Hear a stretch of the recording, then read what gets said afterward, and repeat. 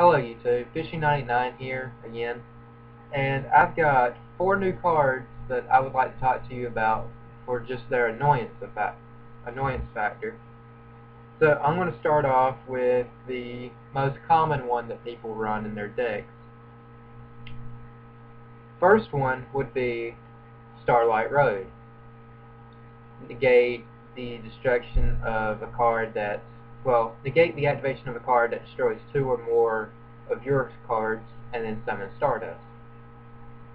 This card here can be extremely annoying when your opponent is trying to push for game with a Heavy Storm to kill your back row or a Dark Hole. Because you summon Stardust, or you have the option to summon Stardust, and then that Stardust or the card that you already have set is enough that you can win game on your turn in correlation with what you have in your hand.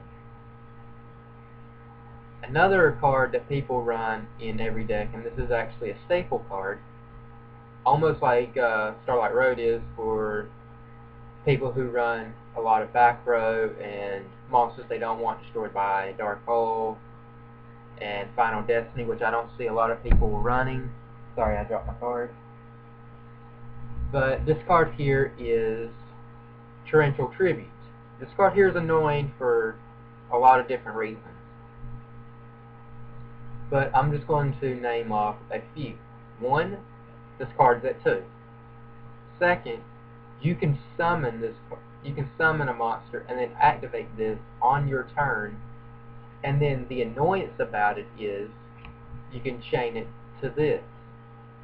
This is the annoyance, and this is one of my favorite combinations when I actually used this combination.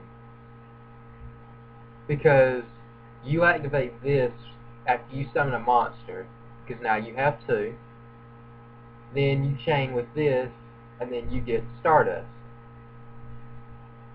which is extremely good. So I'm just going to pick up 2 cards here. I know they're both Utopias, but still. Say you got these 2 on the field, you activate this, you chain this, and now you've got this. It's enough to really push for game, and it's really a big annoyance factor in a lot of decks, and a lot of people will hate you for doing this because they think that you're actually activating the Torrential Tribute to destroy their monsters, even though that you have monsters that can automatically destroy theirs. They're going to be looking at you stupidly because you have 2 monsters with 2500 attack on the field. They only have 1 face down defense position monster, which could be a, just say, it could be a Stardust that you just book a Moon, which you could use your Stardust, or a Utopia to run over, because as everybody knows, Stardust only has 2000 defense and 2500 attack. Now another card that people should be running, but they don't, is because this card here is annoyance for both sides, and it is an extreme risk factor. I believe I did a video on this earlier, but I'm not sure. If I didn't, I will add this to the useful Yu-Gi-Oh cards as well as this one here, but it is Ancient Sacred Wyvern. This card here has won me a lot of duels, and it's won them quickly. Because if you get an early life point lead over your opponent, this card gains the difference between your life point over your opponent. So if you deal out 25,000 points of damage, yes, I said 1,000, just say that you started with 40,000 just out of random handicap, this card gains that difference that you just dealt to your opponent or they did due to an effect. Even though you start with 8,000, say they activate, say, the Winged Dragon of Ra's effect to go down to 100. Since you still are at your 8,000 life points, this card gains 7,900, and it's already got 2,100. So it would be at 10,000 attack, still stronger than the Winged Dragon of Ra. But however, the reason it's annoying is because if you summon this while your life points are lower than your opponent's, this card's attack reduces by the difference. So if you're at, say, 1,000 life points and your opponent's at 3,000, this card here only has 100 attack. So you've got to be extremely careful with this. Now, a card that I run as a staple in a ninja deck is this one because of the fact that it is extremely annoying and it gives you field control over your opponent's spells and traps. Since the spell version of this was banned, we have Mass Ninja Ebisu, which is basically the same thing as Giant Frune, but you have to have ninjas on the field other than him. So I'm just going to use Stardust and Ancient Sacred Wyvern and just say they're ninjas. So if you have two ninjas on the field with different, just say different names, say they're both Flame Armor Ninja, and then you summon him, you can activate Ebisu's effect to send two cards your opponent controls in their spell and traps back to their hand. I did this to somebody yesterday, matter of fact,